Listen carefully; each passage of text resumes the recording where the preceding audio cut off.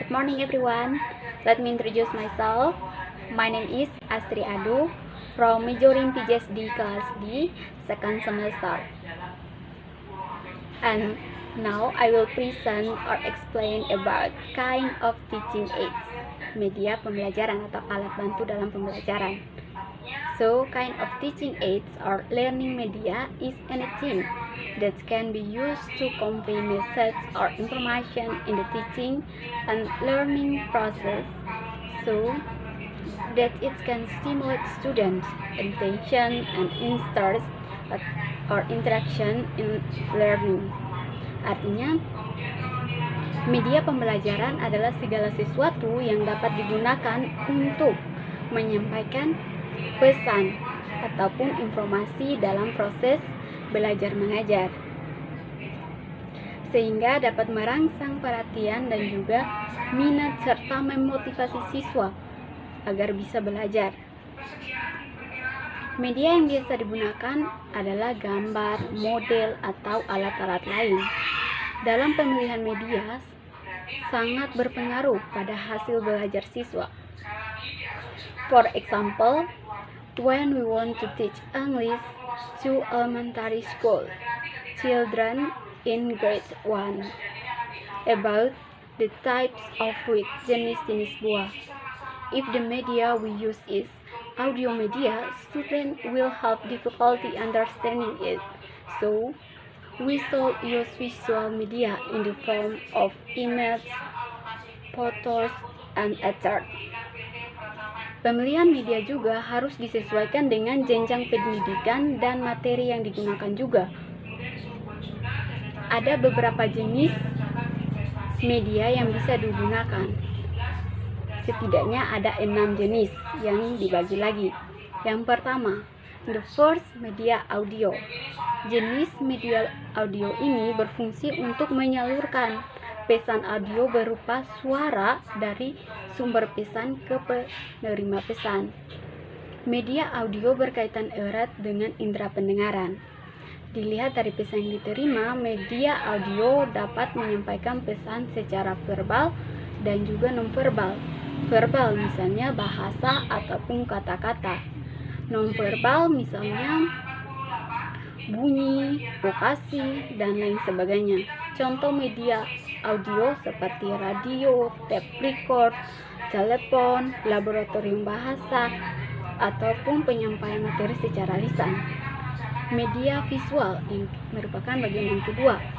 Jenis media pembelajaran visual adalah media yang hanya mengandalkan indera penglihatan. Jenis media pembelajaran visual menampilkan materinya dengan menggunakan alat proyeksi atau proyektor, contohnya seperti LCD kalau di kampus. Pesan yang akan disampaikan dituang ke dalam bentuk-bentuk visual. Selain itu, fungsi media visual juga berfungsi untuk menarik perhatian, memperjelas sajian ide, dan juga menggambarkan fakta yang mungkin dapat memudahkan dalam pencernaan atau dicerna dan ingat jika disajikan dalam bentuk visual. Jenis media pembelajaran visual dibedakan menjadi dua, yaitu media visual diam dan media visual gerak. Media visual diam contohnya itu seperti foto, ilustrasi, gambar, dan juga potongan gambar, film bingkai, grafik, bagan, poster, peta, dan lain sebagainya. Media visual gerak yaitu gambar-gambar berproyeksi seperti film bisu dan juga lain sebagainya. Last, yang ketiga, audio visual dan media ini merupakan media yang mampu menampilkan suara dan gambar atau penggabungan antara suara dan gambar. Ditinjau dari karakteristiknya, media audiovisual dibedakan menjadi dua, yaitu audiovisual diam dan audiovisual gerak. Media audiovisual diam itu seperti TV, film rangkai, halaman bersuara, buku bersuara. Sedangkan media audiovisual gerak itu contohnya seperti video, film di TV, film bersuara, gambar bersuara, dan lain sebagainya. Yang keempat, media serba aneka. Jenis media serba aneka atau media pembelajaran digunakan ini disesuaikan dengan potensi di suatu daerah, di sekitar sekolah atau di lokasi lain, atau bahkan di masyarakat yang dapat dimanfaatkan sebagai media pengajaran. Contohnya itu seperti papan tulis, media 3 dimensi, realita, sumber belajar pada masyarakat. Yang pertama, papan artboard. Yang termaksud dalam media ini diantaranya papan tulis, papan buletin, papan magnetik, papan listrik, papan paku, dan sebagainya. Media 3 dimensi diantaranya model, mock-up, dan diorama. Realita adalah benda-benda nyata seperti apa adanya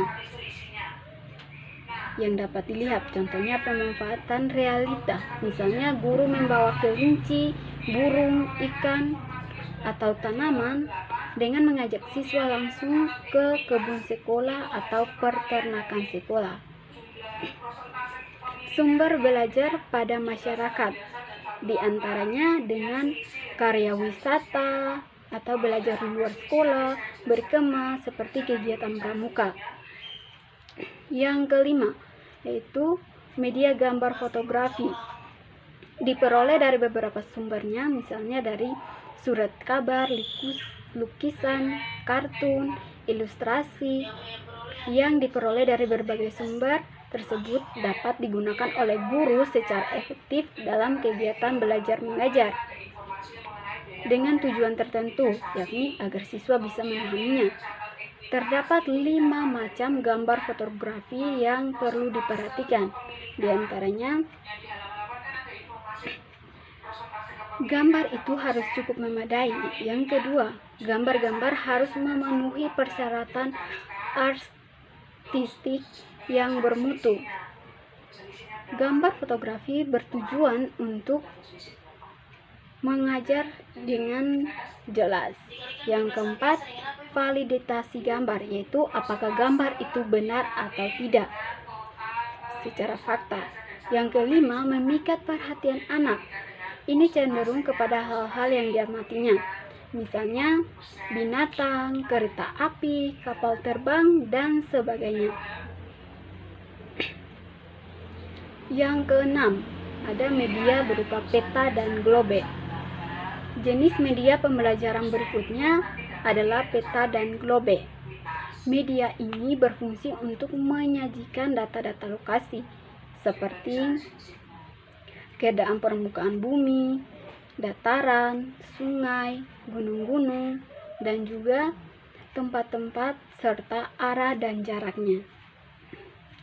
Kelebihan lain dari peta dan globe dalam kegiatan belajar dan mengajar adalah memungkinkan siswa mengerti dari kesatuan politik, daerah kepulauan, dan lain-lain. Merangsang minat siswa terhadap penduduk dan pengaruh-pengaruh geografis berkaitan dengan letaknya. Yang kedua, memungkinkan siswa memperoleh gambar tentang imigrasi dan distribusi penduduk, tumbuh-tumbuhan, dan juga kehidupan hewan, serta bentuk bumi yang sebenarnya.